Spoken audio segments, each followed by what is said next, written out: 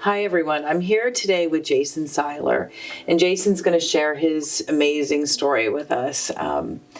Jason's been clean for a number of years now, but he's had a few relapses, and he's going to share his story and tell us all about his trials and tribulations with substance abuse. So go ahead, Jason. Tell us a little bit about your past. And, thank you, Carolyn. Sorry.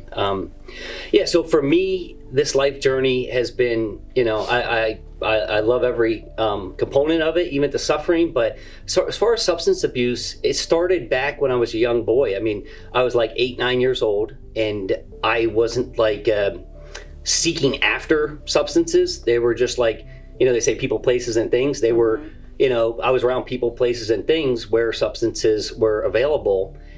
And people would say, try this, try that, start with drinking, smoking some pot, some ecstasy. And, I would just try these things. And I liked it. I liked how it made me feel. I had fun. It was, it was supernatural. It was, it was a great feeling. So that's how I really got started in using substances. It was like, I was around them, and I was, 8, 9 years old. It's a very young person. You know what I mean? Like, So you're in those circles, and, you're taking keg stands and bear bongs and stuff like that at a young age. Not that it was consistent or anything like that. You know what I mean? Right. It was just like a couple here and there or a party. But I always remembered the feeling, and I fell in love with the feeling. Mm-hmm. That's how I got really started. And then it kind of like, it was weird because, fast forward a couple years, like I said, 10, 11, 12, I would always like dibble and dabble. I had older sisters, hardworking family. And, my sisters always had friends that, partied and drank and experimented like most kids do. You know what I mean? Like, it wasn't like it was something abnormal. I think in society, many kids experiment and go through their adolescence and their teenage years, and they might experiment with drugs and alcohol. Right. So it started out as an experiment. It started out as just being a kid. But what happened, I'll never forget when I was 12 years old and I was at the park in Nesbitt, and I think it's funny because people always say, "Oh, I'm keeping my kids out in the country," or I want them to be safe and this and that.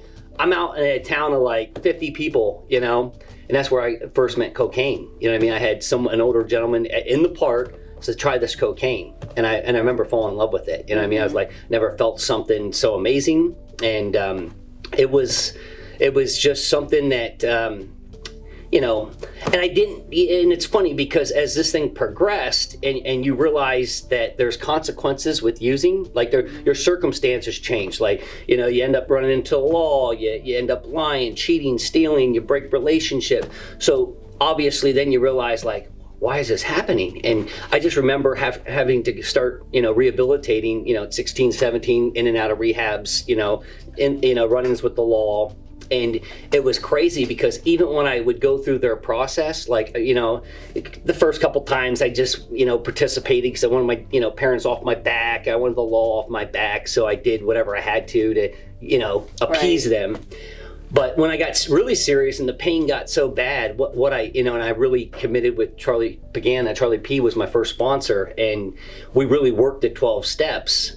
And I went through them, and we worked them, throughout a course of a year.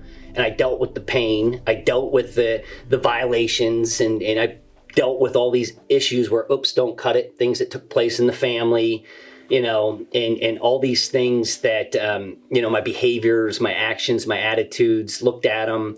I basically was at peace with some of these things that took place and some of these resentments that I had. And, I forgave and I made amends. I did all this stuff, and through that process, I actually was led, because you come to believe in a power greater than yourself. And through that process, I found my faith in Jesus. But it was wild because even through that process, when life got good and things got good, I went back to using, I still liked drugs and alcohol. You know what I mean? It wasn't like, so I realized you can get high, not because your life's terrible or you've been violated or you've been abandoned, you've been rejected, you've been bullied, you've been picked on. I used to make excuses, well, oh, poor me, or I'm a victim, and, you don't understand. And it would justify my using, and it would actually, being the manipulator that you become, you can manipulate even people to like feel sorry for you and co-sign your stuff. But even when I pushed through that, I still, I mean, you know, had multiple businesses, you know, 13 plus sandwich shop, software company, millions of dollars, multiple homes, every luxury car, watches, whatever I wanted, and kilos of cocaine. You know what I mean? Because I still like getting high. You know what I mean? So it wasn't the fact that it was the pain always driving the use. You know what I mean? That wasn't my case. Like, and so, but what I had to realize in that process, because when you start picking back up and you start using, even when you heal and you get better, like for me, I mean, you're able to maintain it at some level, especially if you have a lot of income coming in, a lot of resources. You know, you can fly under the radar and still, I mean, I could perform, I travel the world, I'm in executive meetings, you know, Fortune 500 companies, negotiating deals, you know, meantime back at the ranch in my hotel, you know, I mean, I got stacks of stuff, you know what I mean? Like still getting high and still dibble and dabbling. But what happened with me, what I realized, it wasn't sustainable. Like I've done so much research in using drugs and alcohol and trying to maintain it, trying to just do this, or if I'm going to do this, I need a little Xanny to take the edge off. Like, I mean, I played doctor, you know, and for me, I could not sustain it because here I am, you know, grew up with nothing, you know, was a slave at 8, 9, 10 years old, you know, just got worse. You know, in and out of, you know, I was incarcerated, you know, I mean, everywhere I went, I mean, I was incarcerated in San Francisco, Chicago, Florida, you know what I mean? Because it wasn't because of like, I wasn't robbing people, I wasn't hurting women, I wasn't doing those things, but it was always like possession with intent, trafficking, things along that. They would try to like, or they would book me on unrelated charges because they thought I knew something. So they would always like hem me up and then make me sit for months and interrogate me and say like, oh, we know you know this person, da da da da da. And they would like, they thought I knew stuff and I didn't know stuff because I was just a user, you know what I mean? But they wanted more information out of me and I had no information. So they would end up dismissing the charges. I'd go on my way, but that would follow me, you know, that was in my 18, 19, 20, 21, 22. Then I Mrs. Butts, God bless her. I mean, she's one of the most, her, Ed McCoy, Jim Schreiner, you know, I think about these people because I was at a place where, you know, I could have done some serious time, and you know, I sat in the courtroom with her, and this is when drug court was first coming out, and she gave me a chance. Yeah. She said, "Jason," she's like, you never been violent, you know, you haven't heard it. It's all drug related. She's like, I will. She's like, there's a guy in my judge's chambers. After this hearing, you know, I'm going to introduce you to him. She's like, if you're willing to work this program, because drug court it's changed a lot over the years, but she said, if you do this for 1 year and there's going to be stipulations, she's like, we'll dismiss these charges.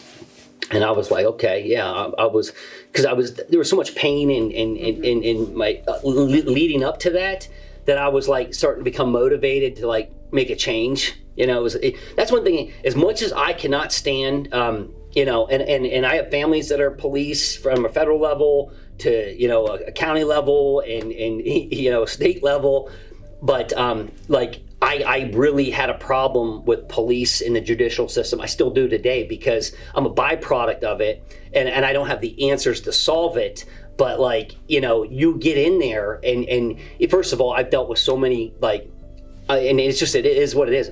More shady police officers than I have that are reputable and commendable and upright, you know. And I've met with those too, and they're my friends. But my experience with police has been horrendous. You know what I mean? Like it's been very shady. So that trust issue with the law enforcement and judicial system, and then in prison. How pathetic. Like the prison system is one of the most pathetic things that I've ever experienced. You have all these people in here that need help, and I understand some aren't ready for help and some are defiant, and maybe you put them somewhere else and create more pain for them until they're motivated, but there are so many people in there that really need help, and I understand it. Maybe it comes down to funding or money and stuff like this. I don't have the answers. I just know it's broke. And so I had and the reason why I brought the mental help or I'm talking about mental health issues. Yeah. Like understanding your midbrain and what's going on, as far as like your neurotransmitters and why you think the way you think and processing your feelings and emotions. Right. Like that type of help's not in there. Mental health, because this is where they call it a disease. Some people say it's a choice. It's not a choice.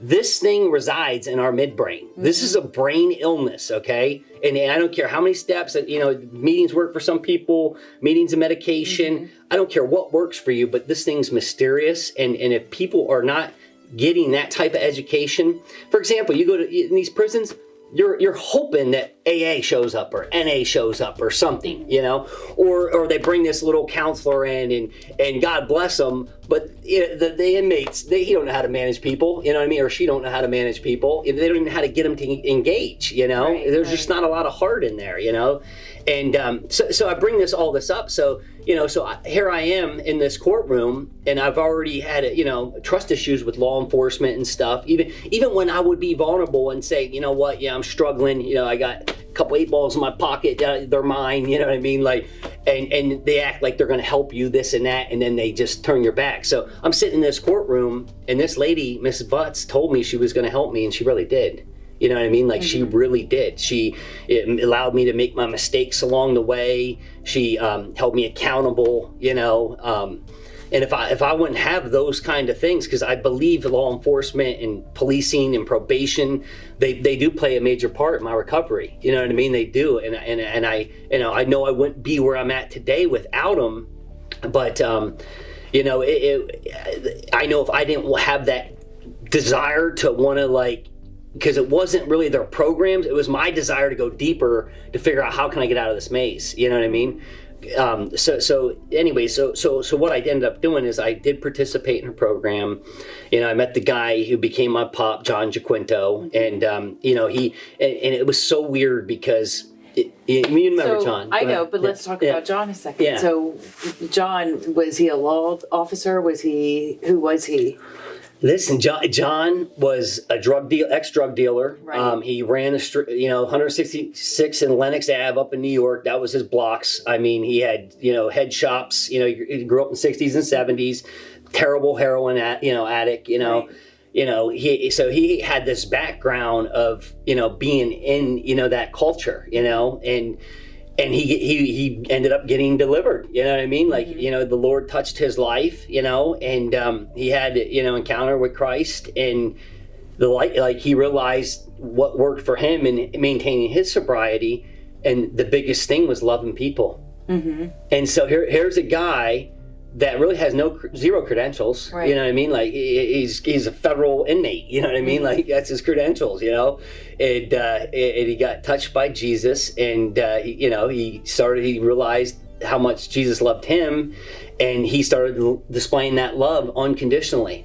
And he was a man. So as I'm going through my process, okay, and because for me, I got in the recovery rooms, I get into church. And, I'm a motley, misfit, to some of these, church people, that grew up in a church. And so I'm going through my process, growing in my faith, growing in my recovery.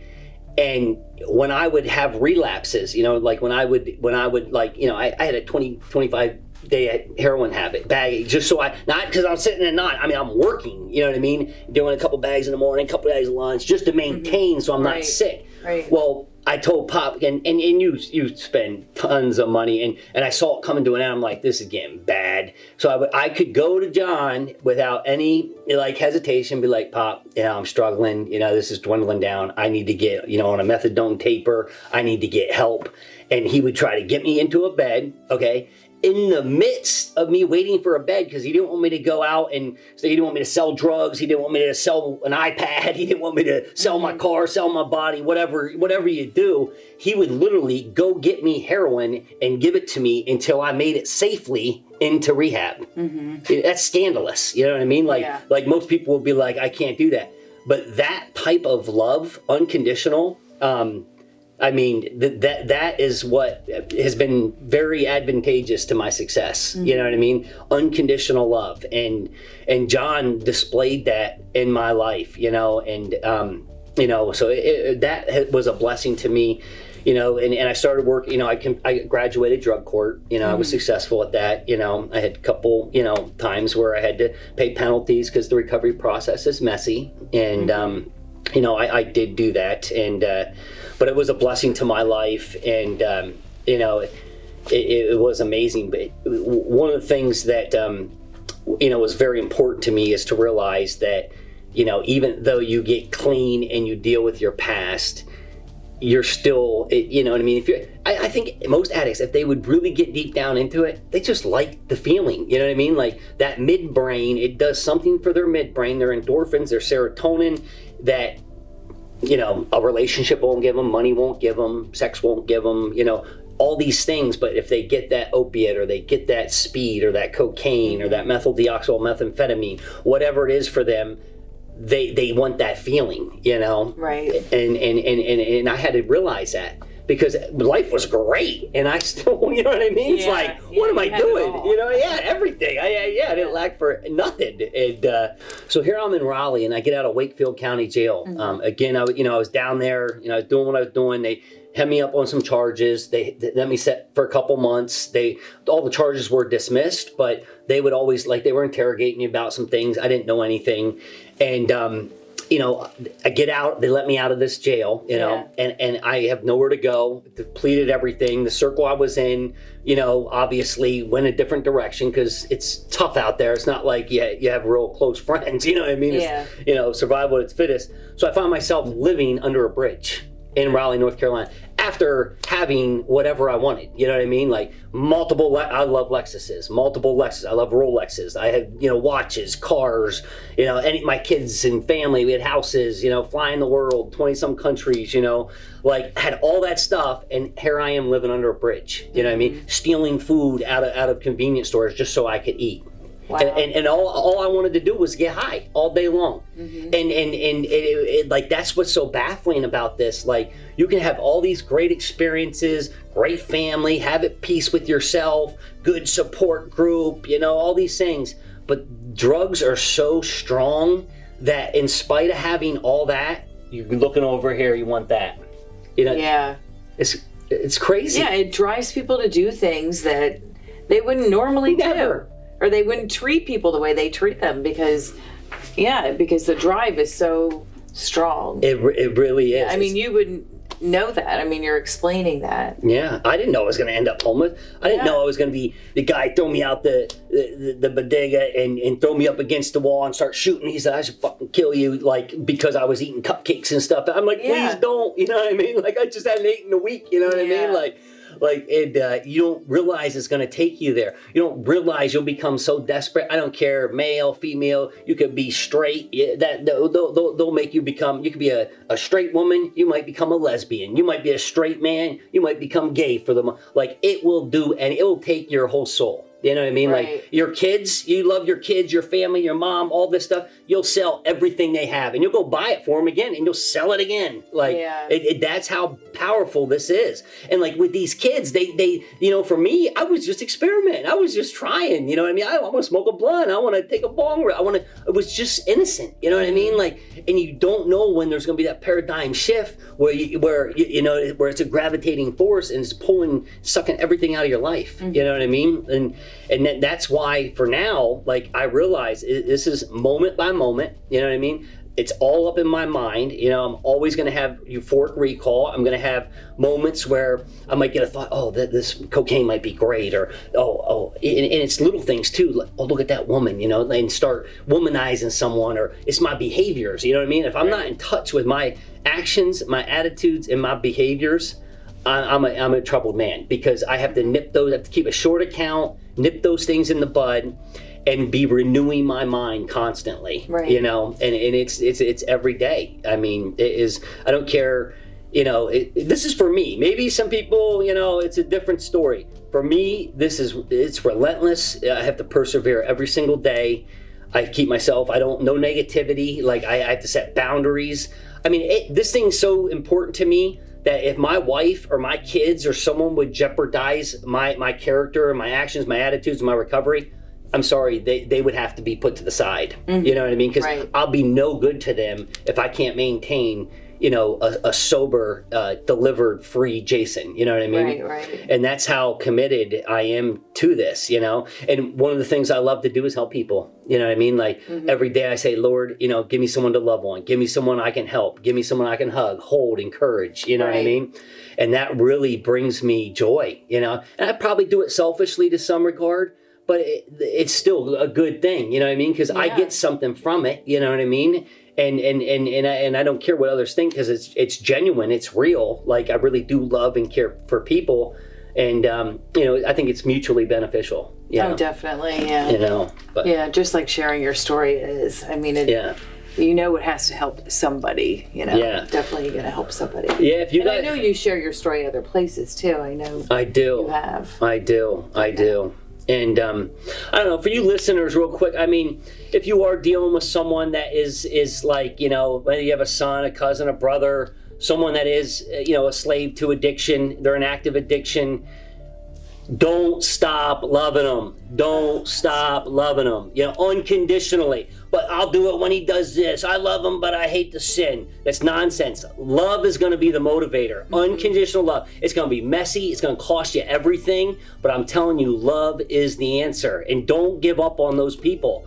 And that's what's drawn me. And then people that are using and dibble and dabbling and, going through your emotions. Listen, this thing is real. It's not a game. You can act like you're playing around, but if you really need to be honest and someone you can be vulnerable with, and you have to work on this thing daily, because this thing is just waiting for us every day. So just stay encouraged, stay plugged in. I'm always available, Jason Seiler on Facebook. You can get in touch with me through Carolyn, but I love you guys, and we can win this thing. Yeah. Yeah, that's the most important message that anybody has shared on any recovery story. It's all about love. And when people contact me, that's what I tell them. I have so many moms and dads, contacting me, and I said, you just have to love them and make sure that they know that you love them and stick it out. It's not it's something that you can say, no, you're out. I'm done with you. Tough love. We're going to give them tough love. That's bull. That's nonsense. Yeah, it's ridiculous. It is. Yeah. It is. You have to love it unconditionally. Cost Jesus it's everything. It's hard, but it's, It is hard. And the natural. My pop, John, used to say to me, he said, Jace, the ones you hate the most, the ones that you would want to body and deserve to be bodied, he's like, they're the ones you got to figure out how to love, the ones that hurt you the most, you know? Because it's real easy for me to love because people. It is like, okay, I got to figure out how to love this person, you know? And, but love is really I think about all these politics, I look at cultures, I look at people's positions, I look at religions and all this stuff that separates us and divides us. And, I want to weigh in, but I keep an open mind. I keep it, I look at their perspectives, and I know the only thing I can do that's going to be a blessing is interject love, and that's what I do. Yeah. Yeah. That's great. Yeah. Thanks for having me. Yeah. Thanks so much, Jason. I love really you. appreciate it. I love you too. Yeah. Thank you. Thanks so much for sharing today. Yeah. So, yeah. Yeah. Oh.